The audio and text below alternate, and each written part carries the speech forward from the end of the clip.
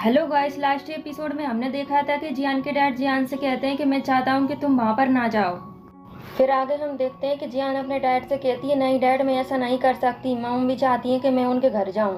फिर जियान के डैड कहते हैं कि मैं तुम्हारी हर इच्छा पूरी करूँगा, मैं तुम्हें पढ़ने के लिए अब्रॉड भी भेज दूंगा, पर मैं चाहता हूँ कि तुम उनके घर नहीं जाओ। फिर जियान अपने डैड से कहती है डैड, मैंने बचपन से लेकर आज तक सिर्फ दुख ही झेले हैं, मन करता है कि मैं अपनी जान दे दूं। अगर आपने पहले ही मुझे उन लोगों के घर भेज दिया होता तो आज मैं इतनी परेशानी नहीं उठा रही होती। फिर जियान के डैड कहते हैं कि मानता हूँ मेरी गलती है, मैं तुम लोगों को अच्छी परवरिश नहीं दे सका। फिर जियान अपने डैड से कहती है आई एम सॉरी डैड, मैं अपने असली मम्मी पापा के घर जाऊंगी। और वो वहाँ से फिर चली जाती है। लेकिन जियान के डैड वहीं पर ही बैठे रहते हैं, वो काफ़ी दुखी और परेशान होते हैं। फिर जियान बाहर आती है, वो रो रही होती है और बहुत दुखी होती है, मन में यह सोच रही होती है कि डैड मुझे इस तरीके से आपसे बात नहीं करनी चाहिए थी। फिर जियान को ढूंढते ढूंढते जीसू भी वहाँ पर आ जाती है। फिर जियान जीसू से पूछती है कि तुम यहाँ पर क्या कर रही हो, काम पर नहीं गई? फिर जीसू कहती है नहीं, मुझे तुमसे कुछ बात करनी थी, इसलिए मैं तुमसे मिलने आई हूँ। फिर जियान कहती है कि मुझे तुमसे अभी कुछ बात नहीं करनी है, मैं शादी में जा रही हूँ। फिर जीसू जियान से कहती है कि तुम हमें इस तरह से छोड़कर नहीं जा सकती, तुम तो मेरी बहन हो ना। फिर जियान कहती है कि क्यों नहीं जा सकती, मैं अपने असली मम्मी पापा के घर जा रही हूँ। फिर जीसू जियान से कहती है कि तुम उस अमीर खानदान में पैसों के लिए ही जा रही हो ना। लेकिन जियान जीसू की बात नहीं सुनती है और वो चली जाती है। फिर जीसू जियान से पीछे से आवाज दे के कहती है जियान, अगर तुम वहाँ पर गई तो हमारा रिश्ता खत्म है। लेकिन जियान उसकी बात नहीं सुनती और रोते रोते वहाँ से चली जाती है। फिर आगे हम देखते हैं कि जियान की मोम जियान के डैड को कॉल करती है, पर वो कॉल नहीं उठाते हैं। फिर वो जियान को कॉल लगाती हैं और वो जियान से पूछती है कि तुम्हारे डैड से कोई बात हुई थी क्या तुम्हारी? फिर जियान अपनी मोम से कहती है मोम, मैं वहाँ पर जल्दी जाना चाहती हूँ। फिर जियान की मोम कहती है ये तुम क्या कह रही हो? फिर जियान कहती है मोम, मैं और सामना नहीं कर सकती जीसू और डैड का। फिर आगे हम देखते हैं कि नोमिंगो की मैनेजर कह रही होती है आपने बहुत अच्छे तरीके से रूम डेकोरेट करवाया है। फिर नोमिंगो कहती है हाँ, मैंने बहुत पैसा खर्च किया है। फिर इतने में जियान की मोम का मैसेज आता है नोमिंगो के मोबाइल पर। मैसेज में लिखा होता है कि आप जल्द से जल्द जियान को आकर ले जाइए, घर के हालात थोड़े ठीक नहीं है, कल का दिन कैसा रहेगा आप मुझे बताना। फिर नोमिंगो मैसेज में लिख देती है ठीक है, और इस बात से वो बहुत खुश हो जाती है। फिर तभी अचानक नोमिंगो की सिस्टर वहाँ पर आ जाती है। वो नोमिंगो से कहती है मैंने सुना है कि एनसीओक मिल चुकी है। फिर नोमिंगो की सिस्टर कहती है कि तुमने मुझे बताया कि उन्हें एनसीओक मिल चुकी है, क्या तुम्हें अभी भी लगता है कि तुम्हारी बेटी मेरी वजह से गुम हुई थी? फिर नोमिंगो सोच में पड़ जाती है, जब मैं मेरी बेटी को कार में सोता छोड़ गई थी और जब मैं वापस आई थी तो मुझे एक कॉल आया था मेरी सिस्टर का, और वो मुझसे कहती है कि तुम्हारे पीछे जासूस पड़े हैं। और नोमिंगो बात करने के चक्कर में ये देखना ही भूल गई कि मेरी बेटी कार में नहीं है और वो कार लेकर वहाँ से चली जाती। फिर नोमिंगो की सिस्टर कहती है कि इसमें मेरी गलती नहीं थी। वो कहती है कि अब ये सब बेकार की बातें छोड़ो और हमारे घर के मामलों में दखल मत दिया करो तुम। फिर आगे हम देखते हैं कि जियान के डैड पार्क में खड़े होते हैं और जियान से जो कुछ बातें हुई थी उसके बारे में वो सोच रहे होते हैं। तभी वहाँ के गार्ड आते हैं और वो जियान के डैड से कहते हैं कि सर आप इस तरह से क्यों खड़े हो, ये बच्चों का पार्क है, वो आपको देखकर डर रहे हैं। फिर जियान के डैड कहते हैं कि आई एम सॉरी, फिर वो वहाँ से चले जाते हैं। फिर आगे हम देखते हैं कि जीते और उसकी गर्लफ्रेंड सोया शादी में जाते हैं। फिर वहीं पर ही जियान की फ्रेंड खड़ी होती है और वो जियान का इंतजार कर रही होती है और वो उन दोनों को भी देख रही होती है। फिर सोया जियान की फ्रेंड से कहती है कि तुम्हें हमें देखकर जलन हो रही है ना? फिर जियान की फ्रेंड कहती है कि मुझे तुम्हें देखकर जलन क्यों होगी? फिर जीते और सोया अंदर चले जाते हैं। फिर जियान वहाँ पर आ जाती है और जियान की फ्रेंड बोलती है पता है तुम्हें, एक लड़का और लड़की खड़े थे, वो मुझसे कह रहे थे कि तुम्हें हमें देखकर जलन हो रही है। फिर जियान कहती है छोड़ो और अंदर चलो तुम। फिर सोया और जीते अंदर अपने फ्रेंड से मिल रहे होते हैं। फिर सोया और जीते के फ्रेंड कहते हैं कि तुम दोनों शादी कब कर रहे हो? फिर जीते कहता है कि हम अभी शादी नहीं करेंगे, हाँ पर बहुत जल्दी ही करेंगे। फिर जियान की फ्रेंड जिसकी शादी हो रही होती है वो पूछती है कि जियान अभी तक क्यों नहीं आई है? न्यू आजुन कहती है कि मुझे नहीं लगता कि जियान यहाँ पर आएगी। फिर जियान अंदर आ जाती है और वो कहती है कि मैं तुम्हारी शादी में क्यों नहीं आती? फिर उसकी फ्रेंड कहती है कि मेरा वो मतलब नहीं था। फिर जियान कहती है कि अच्छा न्यू आजुन भी यहाँ पर है। फिर जियान और न्यू आजुन के बीच पहले जो कुछ हुआ था उसकी फ्रेंड सबको बताती। उसकी फ्रेंड कहती है कि न्यू आजुन हमें पता नहीं था कि तुम ऐसी लड़की हो। फिर जियान कहती है छोड़ो इन बातों को। न्यू आजुन वहाँ से चली जाती है बाहर। फिर शादी हो रही होती है और जीते और सोया वहीं पर बैठकर देख रहे होते हैं और सोया मन में यह सोच रही होती है कि काश हमारी भी शादी जल्दी हो जाए। फिर आगे हम देखते हैं कि जियान अपने फ्रेंड से बात कर रही होती है, तभी जियान की मोम का मैसेज आता है। मैसेज में लिखा होता है कि कल ही तुम यहाँ से चली जाओ, घर आकर सामान पैक कर लो। मैसेज पढ़ के जियान दुखी हो जाती है। फिर वहीं से जियान का भाई जीते निकल रहा होता है और वो जियान को देख लेता है। फिर वहीं पर सोया आ जाती है और जीते से बोलती है कि ये तो तुम्हारी बहन है ना, क्या मुझे तुम मुझसे नहीं मिलवाओगे? फिर जीते सोया से कहता है नहीं, मैं तुम्हें बाद में मिलवाऊंगा जियान से। फिर सोया वहाँ से नाराज होकर जा रही होती। फिर जीते सोया से कहता है कि तुम नाराज क्यों हो रही हो?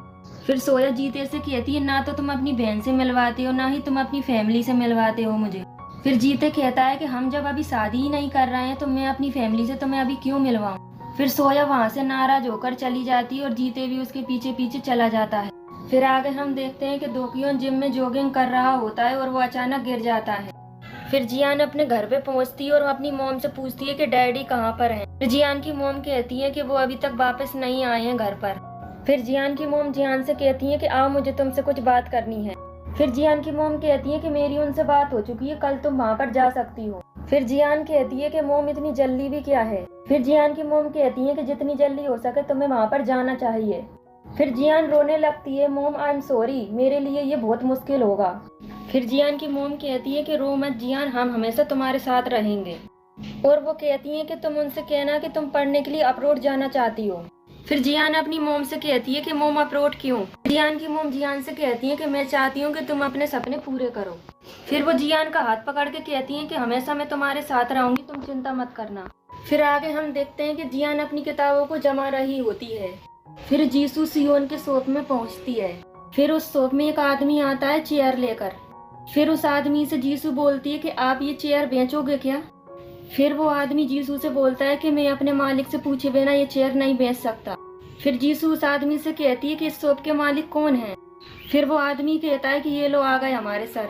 फिर वो आदमी सियोन से कहता है कि सर ये लड़की चेयर खरीदना चाहती है। जीसू सियोन को देखकर अपना चेहरा छुपा लेती है। फिर सियोन जीसू से पूछता है कि मैम आप ये कितने में खरीदना चाहती हो?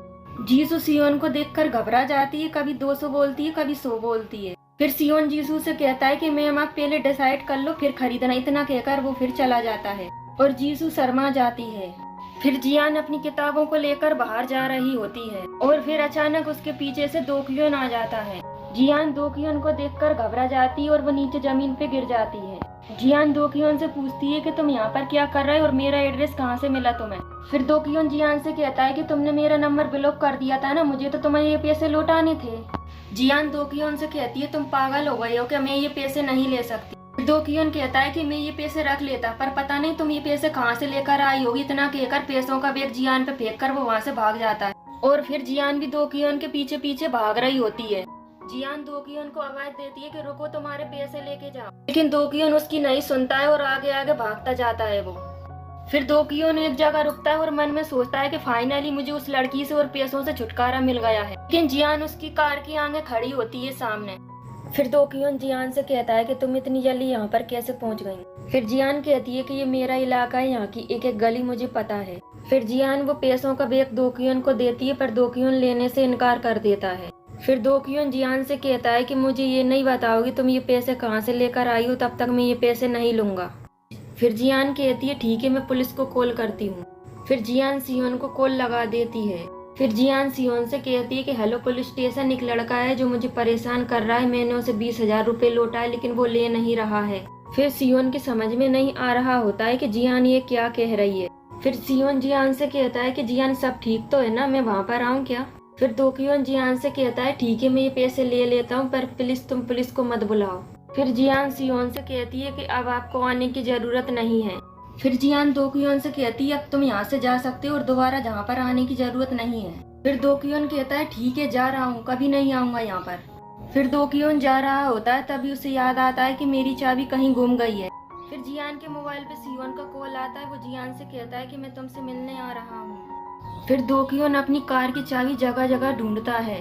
दोक्योन की चाबी रास्ते में ही पड़ी रहती है, पर दोक्योन को नहीं दिखती है। फिर जियान अपने डैड को कॉल करती है, उसके डैड कॉल नहीं उठाते हैं। जियान के डैड एक समुद्र किनारे बैठे होते हैं और वो काफी परेशान होते हैं। जियान के डैड ये सोच सोच कर दुखी होते हैं कि मैं अपने बच्चों को कोई खुशी नहीं दे पाया। फिर जियान अपने डैड के मोबाइल पे एक मैसेज रिकॉर्ड करके भेजती है कि डैड अपना ख्याल रखना।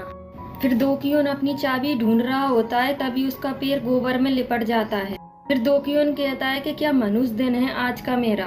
दोक्योन सोचता है क्यों ना मैं कॉल करके किसी को यहाँ पर बुला लूं। फिर उसे पता चलता है कि उसका मोबाइल भी खो गया है। फिर सियोन जियान से मिलने आता है। फिर सियोन जियान से कहता है कि मुझसे रहा नहीं गया, मैंने सोचा पता नहीं तुम कितनी बड़ी मुसीबत में हो। फिर जियान सियोन से कहती है कि सियोन ऐसी कोई बात नहीं थी, बस मैं थोड़ा मजाक कर रही थी तुमसे। फिर सियोन जियान से कहता है कि तुम मुझसे झूठ मत बोलो, सच सच बताओ कि ये 20,000 का क्या चक्कर है मुझे। फिर जियान सियोन को सारी बातें बताती है कि एक बार एक लड़के की कार के साथ मेरी कार का एक्सीडेंट हुआ था, कि इसी बात के मुझे उसे 20,000 रुपये लौटाने थे। फिर सियोन जियान से कहता है कि इतना सब कुछ हो गया और तुमने मुझे बताया भी नहीं। जियान सियोन से कहती है कि तुम मेरी इतनी चिंता क्यों करते हो। फिर सियोन मन में सोच रहा होता है कि क्योंकि मैं तुमसे प्यार करता हूँ और मैं कह नहीं पा रहा हूँ। फिर दोक्योन रास्ते में जा रहे लोगों से मदद मांगता है कि प्लीज मुझे एक कॉल कर लेने दो। फिर वो लोग कहते हैं कि हम तुम्हें अपना मोबाइल क्यों दें, कहीं तुम लेकर भाग गए तो। फिर दोक्योन कहता है कि क्या जमाना आ गया, आज के जमाने में कोई किसी की मदद ही नहीं करता। फिर सियोन पीछे से आ रहा होता है और वो दोक्योन को देखता है। फिर सियोन को याद आता है कि मैं इससे पहले भी कहीं मिल चुका हूँ। फिर सियोन दोक्योन के सामने से निकल के जा रहा होता है और दोक्योन कहता है मिस्टर, क्या मैं आपके मोबाइल से कॉल कर सकता हूँ क्या। फिर सियोन दोक्योन से कहता है कि आपके पास तो इतने पैसे हैं, आप मोबाइल की पूरी शॉप खरीद सकते हो। फिर सियोन वहाँ से जाने लगता है और दोक्योन को भी याद आता है कि मैं इससे पहले भी कहीं मिल चुका हूँ। फिर दोक्योन सियोन को आवाज देकर कहता है कि मिस्टर, हम पहले भी कहीं मिल चुके हैं। फिर सियोन दोक्योन से कहता है कि हाँ शायद मिल चुके हैं, अगर तुम याद करोगे तो याद आ जाएगा। फिर दोक्योन को याद आता है कि ये तो वही लड़का है, उस दिन उस लड़की के साथ मैंने कार में देखा था। फिर सियोन अपनी कार में बैठकर वहाँ से चला जाता है। फिर दोक्योन कहता है कि अच्छा, ये लड़का उस लड़की का बॉयफ्रेंड है, उस लड़की ने ये पैसे अपने बॉयफ्रेंड से लिए थे। फिर आगे हम देखते हैं कि जियान अपने सामान की पैकिंग कर रही होती है। फिर तभी जीसू आती है, वो जियान से कहती है अच्छा तो तुम कल जा रही हो। जियान जीसू से कहती है कि मैं मिलने आती रहूंगी। फिर जीसू जियान से कहती है अगर तुम वहाँ पर गई तो हमारा रिश्ता खत्म है, और दोनों में बहस हो जाती है। फिर तभी जियो अंदर आता है और वो कहता है कि जियान कल तुम जा रही हो ना, तो जीते कह रहा है कि आज हम बाहर बियर पीने चलते हैं। फिर जीसू कहती है कि मुझे नहीं जाना है और वो नाराज हो जाती है और जियान कहती है कि मैं चलती हूँ तुम्हारे साथ। फिर जियान, जियो और जीते एक कैफे में मिलते हैं। फिर जीते जियान से कहता है कि जाओ तुम अपने सपने पूरे करना। फिर जियो जियान से कहता है कि तुम हमें भूल तो नहीं जाओगी ना जियान। फिर जियान रोने लगती है और जियो से कहती है कि मैं तुम सबको कभी नहीं भूलूंगी। फिर जियान की मॉम जियान के डैड को कॉल करती है पर वो कॉल नहीं उठाते हैं। फिर जियान के डैड अकेले रोड पर जा रहे होते हैं और वो एक जगह खड़े हो जाते हैं। फिर जियान के भाई बहन और मोम नाश्ता कर रहे होते हैं, इतने में जीसू आती, वो जीसू से कहते हैं हाँ जीसू नाश्ता कर लो, पर जीसू नाराज होकर वहाँ से चली जाती है, मुझे नहीं खाना ये कहकर।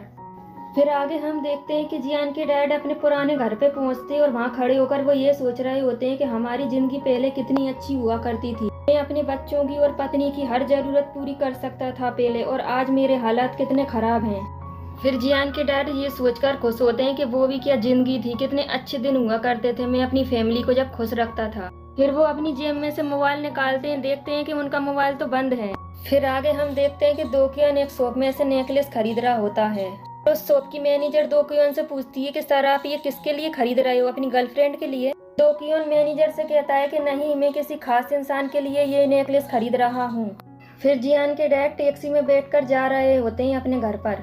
फिर जियान अपनी फैमिली से मिलती और कहती है कि मैं अब जा रही हूँ। फिर जियान की फैमिली जियान को छोड़ने बाहर आती है। फिर तभी नोमिंगो की मैनेजर वहाँ पर आती है कार लेकर, और वो जियान से कहती है कि मैम आप तैयार हैं, हम चलें क्या। फिर जियान कहती है जी मैं तैयार हूँ। फिर जियान अपनी फैमिली से कहती है कि आप सब अपना ख्याल रखना, मैं जा रही हूँ। फिर जियान की मोम जियान से कहती है कि तुम भी अपना ख्याल रखना। फिर जियान दुखी होकर कार में बैठकर वहाँ से चली जाती है। फिर तभी अचानक जियान के डैड वहाँ पर पहुँचते हैं और पूछते हैं कि आप सब बाहर क्या कर रहे हो और जियान कहाँ पर है। फिर जियो अपने डैड को बताता है कि डैड जियान अभी अभी यहाँ से चली गई है। फिर जियो कहता है कि देखिए वो जा रही है जियान की कार डैड। फिर जियान के डैड उसकी कार के पीछे पीछे दौड़ते हैं और वो जियान को आवाज देते हैं कि जियान रुक जाओ प्लीज, मत जाओ, लेकिन जियान नहीं सुनती है। फिर नोमिंगो की मैनेजर आईने में देख लेती है कि जियान के डैड पीछे पीछे दौड़ रहे हैं और वो कार की स्पीड बढ़वा देती है। फिर जियान के डैड दौड़ते दौड़ते गिर जाते हैं जमीन पर और जियान के डैड बहुत दुखी हो रहे होते हैं और वो कहते हैं कि जियान प्लीज मुझे छोड़कर मत जाओ तुम। फिर आगे हम देखते हैं कि नोमिंगो की फैमिली जियान का इंतजार कर रही होती है उसके आने का। फिर जियान नोमिंगो के घर पहुंचती है। वो घर के बाहर खड़ी होकर काफी नर्वस होती है और वो घर के अंदर जा रही होती है, तभी पीछे से दोक्योन आवाज देता है उसे और वो जियान से कहता है कि तुम मेरे घर पे क्या कर रही हो। फिर जियान दोक्योन से कहती है, क्या ये तुम्हारा घर है? फिर ये बात सुनकर जियान परेशान हो जाती है। गाइस, अगर आपको मेरा एक्सप्लेन ड्रामा पसंद आया हो तो प्लीज लाइक एंड सब्सक्राइब जरूर करना और कमेंट में बताना कैसा लगा आपको। हम मिलेंगे अब नेक्स्ट एपिसोड में।